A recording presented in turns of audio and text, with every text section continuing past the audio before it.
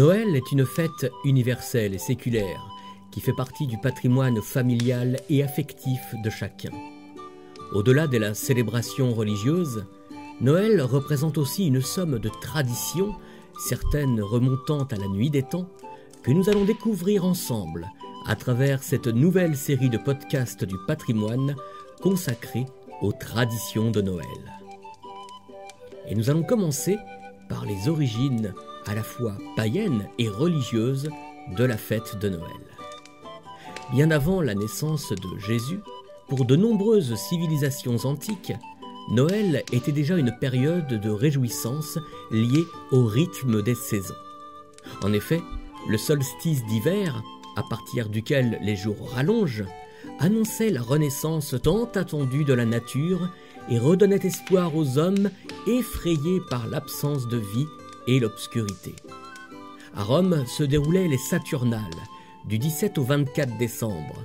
Les Romains célébraient le culte de Saturne, dieu des semailles, pour s'assurer des récoltes abondantes au cours de l'année à venir. À Noël, les Gaulois aussi honoraient le retour du soleil, tandis que les peuples nordiques célébraient Njord, dieu de la fécondité. Quant au peuple d'Orient, ils rendaient un culte à Mitra, divinité de la lumière d'origine iranienne, qui finit par être adoptée par les Romains comme le symbole du dieu invaincu.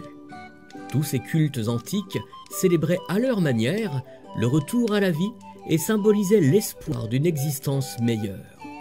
Rien d'étonnant à ce que la religion chrétienne s'empare de ces croyances païennes pour fêter la venue au monde de Jésus, le Messie tant annoncé par la Bible.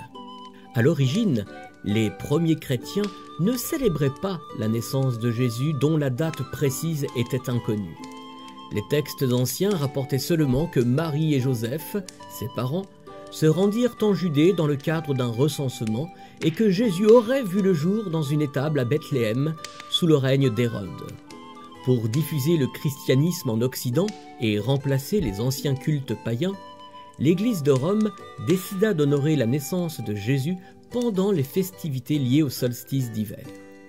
Progressivement, les peuples christianisés cessèrent d'adorer à Noël les anciennes idoles païennes pour se consacrer uniquement à la célébration de la nativité, c'est-à-dire la naissance de Jésus, appelée alors lumière du monde. En l'an 354 après Jésus-Christ, le pape Libérus instaura officiellement la nativité le 25 décembre, date symbolique puisque, selon certains textes anciens, la naissance de Jésus aurait eu lieu au lever du soleil de justice. C'est ainsi que Noël cessa d'être une fête païenne pour devenir une fête chrétienne répandue d'abord dans tout l'Empire romain, puis dans toutes les contrées évangélisées. Au fil des siècles, l'Église instaura les rituels religieux propres à Noël, à commencer par la période de l'Avent, au cours de laquelle les chrétiens devaient se purifier l'âme en jeûnant. Noël devint surtout la première fête chrétienne célébrée en 3 messes.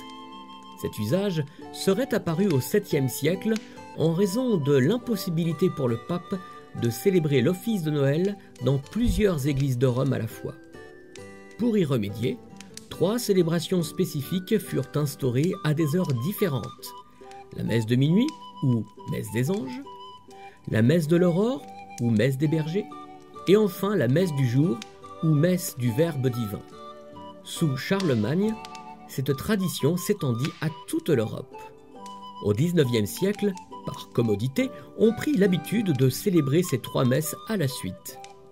Au cours de ces célébrations, le récit de la nativité était mis en scène à travers de véritables crèches vivantes installées dans les églises ou sur leur parvis. Au XVIe siècle, les bergers de Provence avaient pour habitude de présenter un agneau, symbole divin, au cours de la messe de minuit, après avoir baisé les pieds de l'enfant Jésus dans la crèche.